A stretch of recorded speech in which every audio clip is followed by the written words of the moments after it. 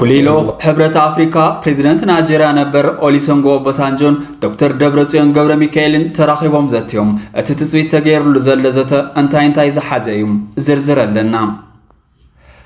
بحاجة بليونير تقرأي بعل هفتي ب400 مليون ساعاتاتو كاب مغالن بزحات زقرمة تكنولوجي سردرون تسميعهم السردرون كابي تعدقو وتسيتاو نتخ مزرار بخوين اللوم زرزرلنا ኤርትራን ግብፅን ጂኦፖለቲካዊ ሁነታት ዘዋቀርና አፍሪካ ዝغير ስምምዓት ተፈራሪመን እዚ ስምምዕ ኢትዮጵያ ብትኹረት ተከታተሎ ከም ዘላን መዋጽኦ ይኾነን ትብሎ መንገዲ ከተዳሉ ዘገድድ ስምምዕነት ምዃኑን ይግለጸሎም ሚኒስትር ውሽጣዊ ጉዳያት ኩዌት ኣብ ጽላት ምልመላ ሰራሕተኛታት ገዛ ዝያዳን ምቁጽጻር ክትትል ንምሕያልን ሓድሽ መምርሒ ኣዳልዩም ስርዓት ሻዕብያ ብሓይሊ ንምእላይ ዝቃለስ ውድብ ሓምለዋይ ምንቅስቓስ ኢትዮጵያ ኣትዩም እዚ ኣብ ኢትዮጵያ ኮይኖም አንጻር ስርዓት ህግደፍ ዝቃለሱ ውድባት በዝሖም መበል 50 ኮይኑ ተመዝጊብሎም ኣብ ስዑድ ዓረብ ተኣሲሮም ዝነበሩ 1655 ኢትዮጵያውያን ፍርዶም ተቋሪጹ ይቕረ ከም ዝተገብረሎም ተገሊጽሎም ኣብታ ሃገር ሞት ፍርዲ ካብ ዝተፈረደሎም 200 ኢትዮጵያውያን እቶም 65 ንተፈጻምነት ትማል ከም ዝተወሰዱ እናተገለጸ ጸኒሖም እዚውን ዝርዝረለና ሰራዊት ታይዋን ናብ ቻይና ገጹ ሮኬታት አወንጭፉ እዚ ንቤጂንግ ቁጥዕ ከም ዝፈጠረላ ይግለጸሎም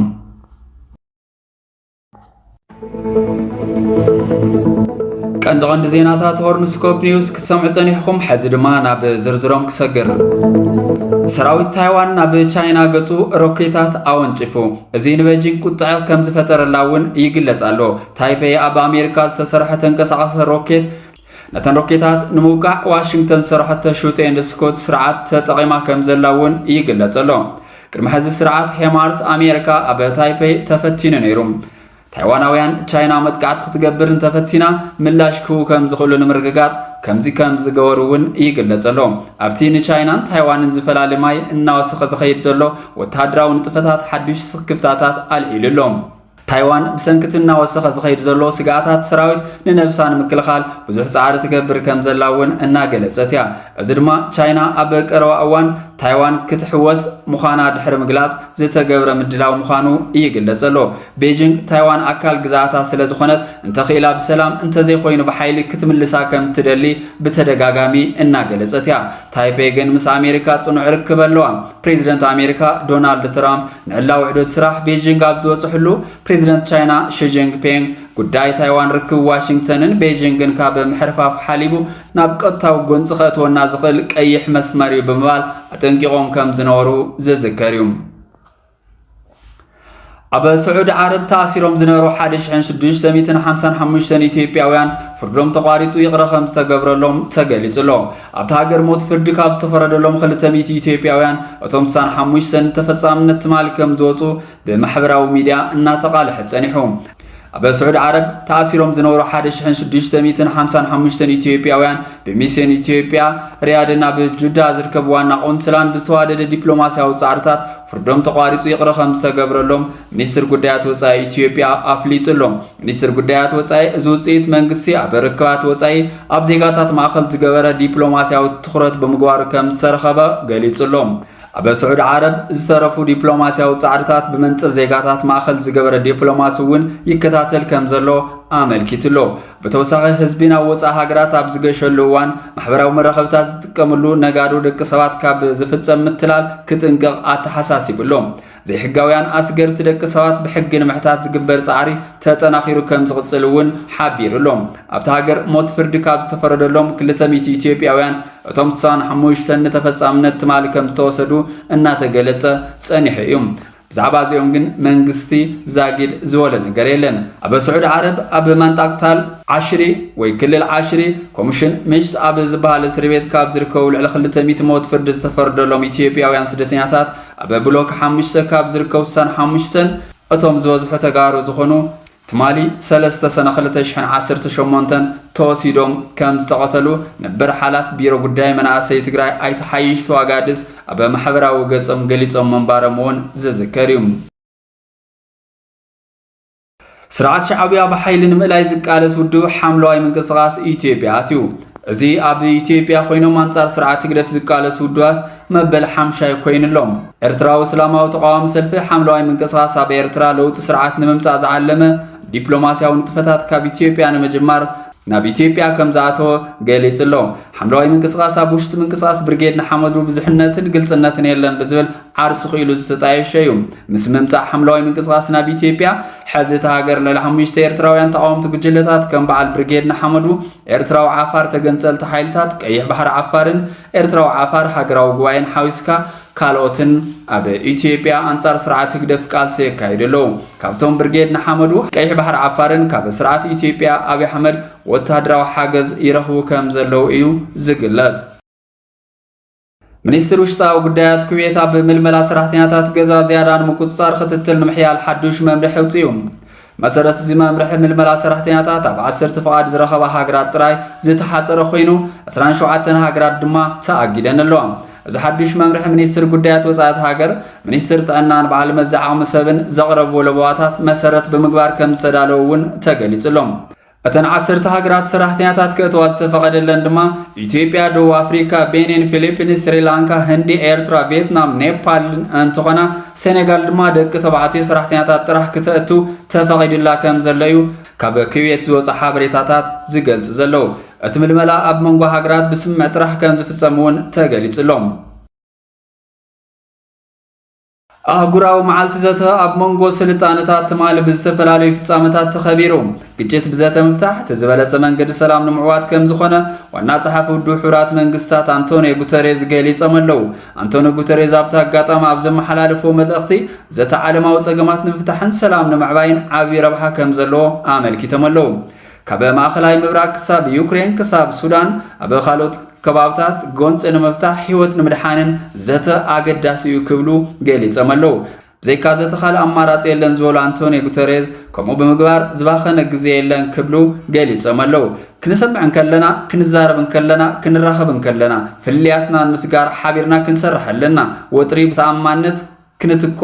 ንኽእል ኢና ክብሉውን ገሊጾም ኣለው ዓለም ለኸ መዓልቲ ዘተ ኣብ መንጎ ስልጣነታት በብዓመቱ 10 ሰነ ብዝተፈላለየ መንገድታት ይኽበር ኣብ 2014 ብሓፈሻዊ ጉባኤ ውድብ ሕብራት ሃገራት ዝተኣወጀ እዚ መዓልቲ ኣገዳስነት ዝተፈላለዩ ስልጣነታት ንምፅምባል ዝዓለመት ሰላም ዓለም ሕድሕዳዊ ምርዳእን ኣህጉራዊ በዘተ ንምጥንኻር ዕላማ ዝገበረ ምዃኑ እውን ተገሊጹሎም ኤርትራን ግብፅን ጂኦፖለቲካዊ ኩነታት ዘዋቐርና ኣፍሪካ ዝቕይር ስምምዓት ከቲመን እዚ ስምምዕ ኢትዮጵያ ብትኹረት ትከታተሎ ከም ዘላን መዋፂ ይኾነን እትብሎ መንገዲ ዝፀርገላ ምዃኑ እውን ተገሊጹሎም ፕሬዝደንት ኢሳያስ አፈወርቂ ዝመርሖ ልኡኽ መንግስቲ ኤርትራ ካብ 7 ሰነ 2016 ሰነ ሒዙ ኣብ ካይሮ ግብፂ ዑደት የካይድ ኣሎ ኣብ ውሽጢ እዚ ዑደት እዚ ሚኒስትር ጉዳያት ወፃኢ ኤርትራ ዑስማን ሳልሕን ሚኒስትር ጉዳያት ወፃኢ ግብፂ ዶክተር በድር ዓብደልዓጢን ብ10 ሰነ 2016 ሰነ ኣብ ካይሮ ሰፊሕ ዘተካይዶም መሰረት ሚኒስትር የማነ ገብረ መስቀል ኣብ ማሕበራዊ መራኸቢ ኤክስ ዘስፈሩ ሓበሬታ ክልቲኦም ወገናት ኣብ መንጎኦም ዘሎ ኩለ መድያዊ ምትሕብባር ንምድልዳል ኣብ ናይ ሓባር ጉዳያት ዘለዎም መርገፅታት ንምትእስሳርን ተስማዕሚዖም ኣለው ድሕሪ እቲ ዘተ ኣብ ዝተዋህበ ጋዜጣዊ መግለፂ ክልቲኦም ሚኒስትራት ነቲ ኣብ መንጎ ፕሬዝደንት ኢሳያስ አፈወርቅን ፕሬዝደንት ግብፂ ዓብደልፋታሕ አልሲሲን ብ8 ሰነ ዝተኻየደ ዓሚቑ ዘተ መሰረት ብምግባር ካብዞም ዝስዑ ጽላታት ናይ ምትሕባር ስምዕ ከም ዝበፅሑ ኣረጋጊፆም ኣለው ሚኒስትር ጉዳያት ወፃኢ ግብፂ ብወገኑ ኣብ ዝሃቦ ሓበሬታ እዚ ስምምዕ እዚ ነቲ ኣብ ዝሓለፈ ሚያዝያ ኣማኻሪ ቁጠባ ፕሬዝዳንት ኤርትራ ኣቶ ሓጎስ ገብረ ሂወት ኣብ ግብፂ ዘካየዱ ዑደት ከምኡውን ኣብ ጉንቦት ሚኒስትር ጉዳያት ወፃኢን ሚኒስትር መጓዓዝያን ግብፂ ምስ ወከልቲ ግብፃውያን ሰብ ሃፍቲ ናብ ኣስመራ ዝገበርዎ ጉዕዞ ስዒቡ ዝመፀ ኮይኑ ንግዳዊ ልውውጣትን ቁጠባዊ ምሕዝነትን ንምዕባይ ዝዓለመ ኢሉ ብሓላፊ ቁጠባዊ ጉዳያት ግደፍ ሓጎስ ገብረ ሂወት ዝምራሕ ልኾ ኤርትራ ኣብ መፋረቕ ሚያዝያ ናብ ካይሮ ኣብ ዝገበሩ ዑደት ምስ ግብፃውያን ሚኒስትራት ወፃኢ ወፍሪ ንግድን ኢንዳስትሪን መጓዓዝያ ኤሌክትሪክ ስትን ፀዓትን ሕርሻን መሬትን ከምኡውን ሓለፍቲ ትካላት ባንክን መድሓኒትን ተራኺቡ ከም ዝተዘራረበ ይዝከር ፕሬዝደንት ኢሳያስ እውን ኤርትራ ምስ ኩባንያታት ግብፂ ኣብ ጽላት ፀዓት መጓዓዝያ ዕደና ሓበራዊ ልምዓታዊ ፕሮጀክታት ክሰርሕ ድልውቲ ምዃና ሓቢሩ ነይሩ ግብፂ ንተሳትፎ ብሕታዊ ጽላት ሃገራት ኣብ ዕዳጋ ኤርትራ ክትድግፍ ምዃና እውን ኣፍሊጣ ብተወሳኺ ብወገን ግብፂ ትካል ምሕዝነት ንልምዓት ኣቢሉ ዓቕሚ ንምህናፅ ዝወሃቡ ቴክኒካዊ ስልጠናታት ንምስፋሕ ተስማዕሚዖም ኣለው وحسنة لعلاونة ጸጥታ ቀይሕ ባህር بزملكت ግብጽ ለዓላውነት መሬታ ሓድነት ኤርትራ ሙሉእ ደገፍ ከምትብ ደጊማ ከም ዘረጋገጸት ሚኒስትር የማነ ገብረ መስቀል ሓቢሩሎም ብዛዕባ ጸጥታ ቀይሕ ባህርን ኩሉ ዘዋና አመልኪቶም ኣብ ዝተዛተየሉ ዓማ ሃገራዊ ትካላት ምሕያን ንርጋት ልምዓት ወሳን ስጉምቲ ምዃኑ ኣስሚረምሉ እዚ ድማ ክልቲኦም መራሕቲ ኣብ መሰረታዊ ኣህጉራዊ ሕግታት ተመርኪሶም ዘካይድዎ ምዃኑ ተገሊጹሎም ሚኒስትር ጉዳያት ወፃኢ ግብጽ ኣብዛሃብ ሓበሬታ ጸጥታን ምሕደራን ቀይሕ ባሕሪ ናይተን ኣብ ገምገም ባሕር ዝርከባ ሃገራት ጥራይ ሓላፍነት እዩ ክብል ኣጠንቂቖሎም ካብቲ ወፃኢ ዝኾነ ወገናት ኣብ ዘዋዚ ናይ ጸጥታ መሳርዓት ንምግባር ወይ ኣፍ ደገ ባሕር ንምርካብ ዝገብርዎ ኩሉ ዓይነት ፈተነታት ቅቡል ዘይኮነን እዚ ድማ ምስ ኣህጉራዊ ሕግ ዝጋጨ ምዃኑን ኣጠንቂቖሎም ግብጽ ነቲ ኤርትራ ብዛዕባ ምሕደራ ቀይሕ ባሕር ዘለዎ ስትራቴጂካዊ ራእይ ሙሉእ ብምሉእ ከም ትድግፍ እውን ኣፍሊጣላ አዲስ አበባ ነዚ ኣብ መንጎ አስመራን ካይሮን ዝግበር ዘሎ ምሕያል ዝምድናታት ብጽቡቕ ከም ዘይተጥምቶ ክግለጽ ጸኒሑ እዩ ኢትዮጵያ ግብጽ ምስ ኤርትራ ስምዕ መጓዓዝያ ባሕር ድሕር ምኽታማ ኣብ ቀይሕ ባሕር ቀጥታዊ ኣፍ ደገ ባሕር ንምርካብ ንዝግበር ዘሎ ጻዕርታት ሰላም ንምትዕንቃፍ ንምዝራግን ትንቀሳቐሰላ ብምባል ከተኸስስ ተሰሚዓ በሐምስ 21 ግንቦት 2016 ወሃብ ቃል ሚኒስትር ጉዳያት ወፃኢ ኢትዮጵያ አምባሳደር ነቢያት ጌታቸው ኣብ ዝዛሃወ ጋዜጣዊ መግለጺ እቲ ካብ ካይሮ ዝመጽእ ዘይሃናጽ ውዲት ነቲ ኢትዮጵያ ብሰላማዊ መንገዲ ኣፍ ደገ ባሕር ንምርካብ ዘለዋ ድሌት ንምትዕንቃፍን ኣቓልቦን ምስራቅን ዝዓለመ ኢሉ ነይሮም ሚኒስትር በድር ዓብደልዓጢ ኣብ ኣስመራ ምስ ማዕኸናት ዜና ሃገር ኣብ ዝገብሩ ቃለ መሕተት ጸጥታን ምሕደራን ቀይሕ ባሕርን ኣይተን ኣብ ገማግምቲ ባሕር ዘለዋ ሃገራት ጥራይ ፍሉይ ሓላፍነት ክኸውን ከም ዘለዎ ብምግላጽ ኣብ ገማግም ባሕሪ ዘይርከባ ሃገራት ኣብ ቀይሕ ባሕሪ ምስ ዝተኣሳሰረ ዝኾነ ይኹን ስምምዓት ናይ ምእታው መሰል ከም ዘይብለን ቀጥታዊ መልእኽቲ ኣሕሊፍ ነይሩ ዞባዊ ጉዳያት ቀርና ኣፍሪካ ብዝምልከት ድማ ወሃብ ቃል ሚኒስትር ጉዳያት ወፃኢ ግብጽ አምባሳደር ታሚም ካላፍ ከም ዝሓበሮ ክልቲኦም ሚኒስትራት ኣብ ጉዳያት ሱዳንን ሶማልያን ዘተኮረ ዞባዊ ጉዳያት ሓሳብ ተለዋዊጦም ኣለዉ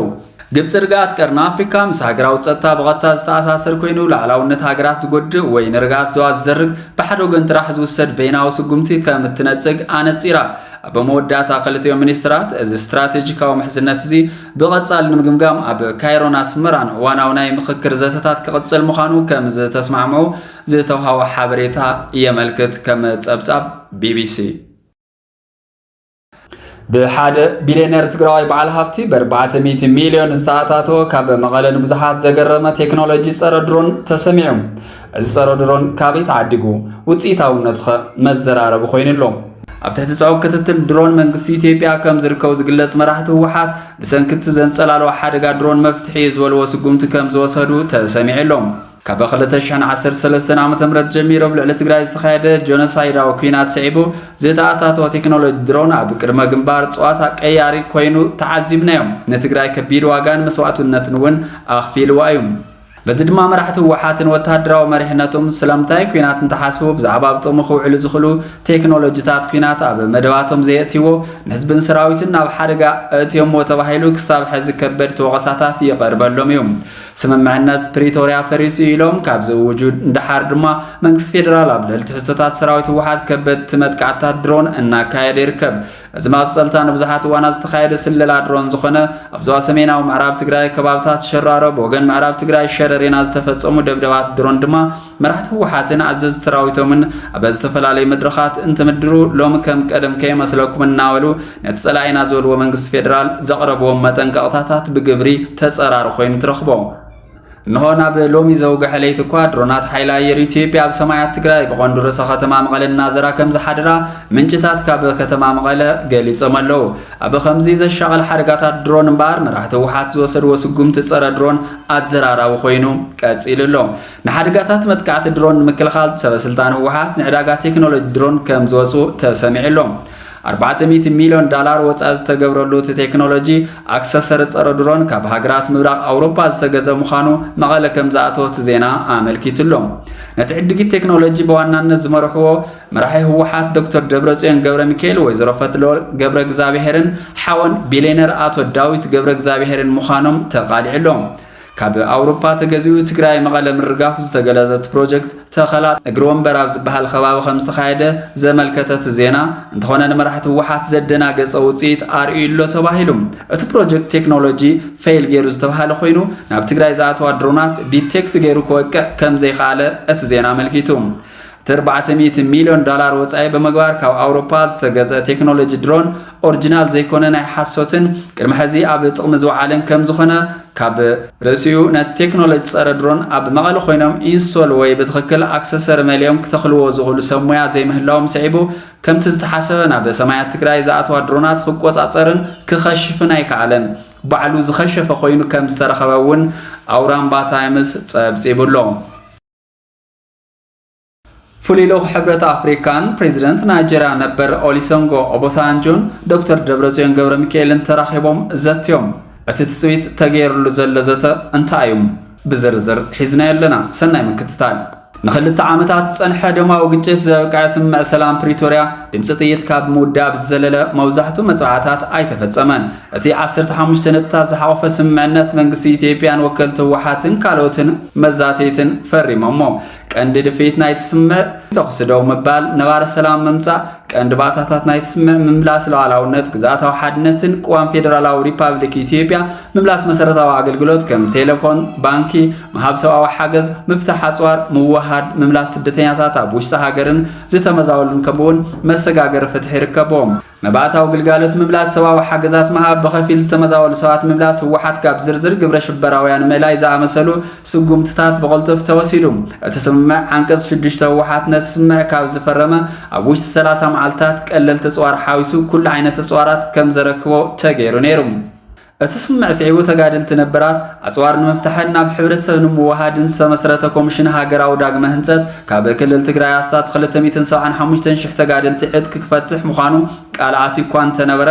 ኣብ መደብ ግን ምዕባለ ከረይ ከኣለን በዚህን ካልኦት ምኽንያታትን እቲ ኣህጉራዊ ደገፍ ዝረኸበ ስምምዕ ኣብ ግብሪ ኣይወዓለን ዝብል ክስታት እቲ ስምምዕ ካብ ዝፍረም ኣዋርሕ ክቕፅል ጀሚሩሎም ብፍላይ ኣብ ዘሳሕብ ክልላት ደቡብን ምዕራብን ትግራይ ከምኡውን ጉዳይ ምምላስ ተመዛበልቲ ከቢድ ሕቶታት ኣልዒሎም ኣማይ ተሽሓት ተመዛበልቲ ሰባት ድሕሪ 3 ዓመት ገና ኣብ መዕቆቢ ቦታታት ሓሰረ መከራ እናሕለፉ ይርከቡ ተመዛበልቲ ከቢድ ሰብኣዊ ፀገማት ከም ዘጋጥሞም ብተደጋጋሚ እናተረአየ እዩ እቶም ድሕሪ 3 ዓመት እውን ዕጥቆም ፈቲሖም ኣብ ሕብረተሰብ ዘይተዋሃዱ ተጋደልቲ እውን ከምኡ ኣብ ዝኸፍአ ኩነታት ኣለዉ እቲ ስምምዕ እንታይ እዩ ቢቢሲ ዝተፈላለዩ ምሁራት ተወኪሱ ነይሩ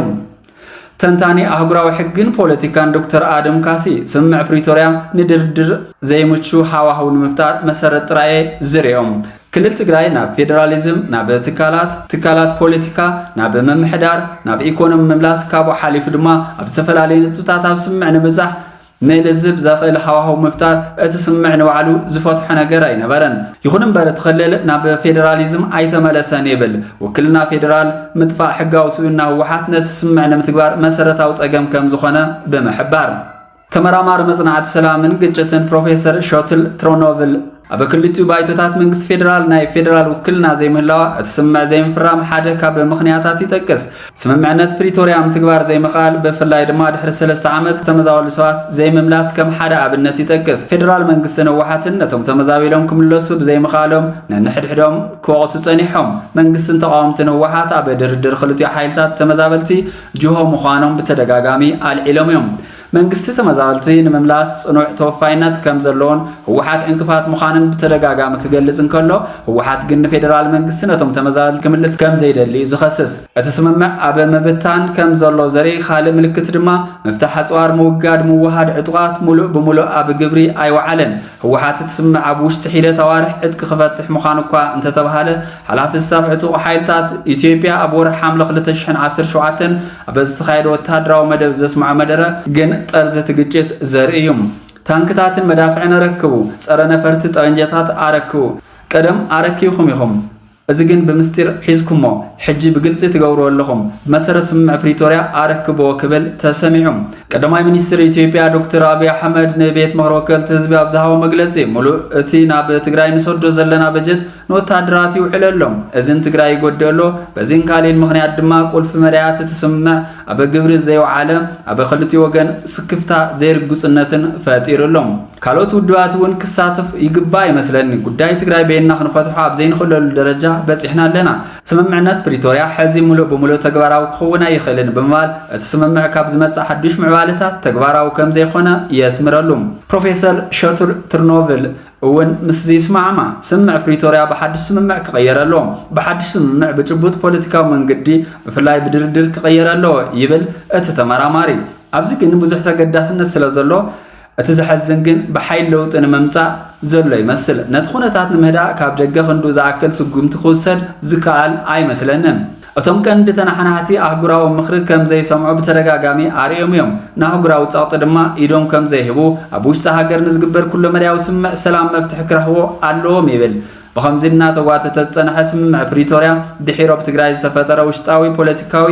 ኩነታት ነቶም እቲ ስምምዕ ክትግብሩ ዘይደልዩ ኣካላት ድኹዕ ኮይኑ ብምግልጋል ኩሉ መርያዊ ጸገማት ህዝቢ ትግራይ ከይፍትሑ ምኽንያት ከም ዝኾነ እውን ዝገልጹ ወገናት ኣለዉ ብፍላይ ኣብ መንጎ ህወሓት ህረፍ ስልጣን ዝወለዶ ዝተፈጥረ ምግምማዕ ዓቕሚ ድርዳር ተጋሩ ኣዳኺሙ ህዝቢ ብሰላሕታዊ ጽንተት ክሃልቕ ምኽንያት ይኸውን ከም ዘሎ እዮም ዝገልጹ ብድሕሪ ዳንዴራይቱ ቀላ ዝዓይነቱ መንገዲ ዶክተር ደብረጽዮን ዝመርሖ ህወሓት ፖለቲከኛታት ወታደራዊ መራሕቲ ካልኦት ዝተፈለየ ሓሳብ ዘለዎም ተጋሩ እናሳደደ መንእሰይ በሓይልና ገፈፈና ወታደራዊ ታዕሊም የእትዎም ኣሎ ነበር ፕሬዝደንት ግዚያዊ ምሕዳር ትግራይ ኣይተ ጌታቸው ረዳን ጀነራል ታደሰ ወረደን ዝመርሕዎ ግዚያዊ ምሕዳር በሓይል ጠመንጃ ዓለዋ መንግስቲ ብምግባር ስልጣን በሓይል ተቆጻጺሩ ወሃብን ከልካልን ትግራዋይነት ኮይነሎም ሕዚ ኣብ ትግራይ ደመና ኩናት አንጸላልዩ ተጋሩ ተስፋ ሲኖም ተደፊኦም ምን ዝፈትው ዓዶም ገዲፎም ከም ደቂ ዛግራፍ ሓጨረንጋሕ ዝበልሉ ኩነታት ኣሎ ምስ ህወሓት ዝወገኑ ጀነራላት ሎሚ ከም ተማለ ይኮነን ኩሉ መርያዊ ድልውነት ጌርና ኣለና ዋላ እኳ እንተበሉ መንግስቲ ኢትዮጵያ ኣብ ዞባ ማእኸል እንትጮ ኣብ ዞባ ሰሜናዊ ምዕራብ ትግራይ ከባቢ ሸራሮን ብወገን ምዕራብ ትግራይ ሸረሪናን ዝተፈጸመ ድብደባት ድሮን ክከላኸልዎ ይከኣሉን መንግስት ፌደራል ውን ንድኽመት መሪሕነት ህወሓት ተበሊጹ ዝተፈላለዩ ምኽንያታት እናደርደረ ተመዛበልቲ ክምልስ ግዛኣታዊ ሓድነት ትግራይ ከረጋግጽ ኮታስ ጸገማት ትግራይ ክፈትሕ ኣይከኣለን ህወሓት ፕሪቶሪያ ፈሪሱ ኢሉ ብዕሊ ድሕሪ መዋጁ ብሽም ጽምዶ ጨፍጨፍቲ ህዝቢ ትግራይ ምስ ዝኾኑ ኤርትራ ፋኖን ካልኦት ዕጡቓትን ጫጉላ ሽርሽር ድሕሪ ምጅማሩ መንግስቲ ኢትዮጵያ ውን ጽምዶ ናብ መሬት እንተወሪዱ ከም ሽምዓ ክነም ክኸኩም ኢና ዝዓይነቱ ፍኸራ ይገብረሎም ኣብ ዘመነ ጣልያን ዘይን ዓይን ማንቲለንዶ ዝጨነቆ ሃልዩ ኢሎም ደጃት ኣባገወን ከም ዝበሃል ኣብ ዝኾነት ለባም ህዝቢ ትግራይን ለባማት ደቁን ጨኒቕዎም ኣሎ ሰላም ኣውርድ ካብ ዝብሉ ዓመታት ሓሊፎም ዓቕምና ኣይንበትን በርቅን ይቅርታን ህልውናና ነረጋግጽ ኢሎም ነዚ ሰምዕ ግን ኮታ ኣይረኸቡን ሎሚ ዶክተር ደብረጽዮን ገብረ ሚካኤል ንፍሉይ ልኡኽ ሕብረት ኣፍሪካ ኣብ ምብራቕ ኣፍሪካ ኦሉሴጉን ኦባሳንጆ ተቐቢሎም ኣብ ህልው ኩነታት ተዘራሪቦም ኣለዉ በእስራ 11 ኩናት ትግራይ ሰላማዊ ፍታሕ ንምርካብ ዝተመዘዘ ፍሉይ ልኡኽ ሕብረት ኣፍሪካ ፕሬዝደንት ናይጄሪያ ነበርን ኦሉሴጉን ኦባሳንጆ ሎሚ ምስ ዶክተር ደብረጽዮን ከም ዝተራኸበ ብዙሓት ተስፋታት ይስምዑ ከም ዘለዉ ይግለጽ ኣሎ ኦባሳንጆ ምሳ ብቀረባ እዋን ፕሬዝደንት ክልል ምዃን ዝኣወጀ ኣቦ ወንበር ህወሓት ደብረጽዮን ገብረ ሚካኤል ተራኺቡ ኣብ እዋናዊ ጉዳያት ተዛትዩሎም ኣብዚ ሕዚ እዋን ኣብ መንጎ ክልላዊ መንግስቲ ትግራይን መንግስቲ ፌደራልን ተፈጢሩ ዘሎ ወጥሪ ናብ ኩናት ከየምርሕ ስክፍታታት እውን ፈጢሩሎም ሓበሬታ መገሻ ትልኡኽ ምስ ተሰምዐ እቲ ወጥሪ ብሰላማዊ መንገዲ ንኽፍታሕ ተስፋ ኩሉ ደላይ ሰላም ትግራዋይ ኮይነሎም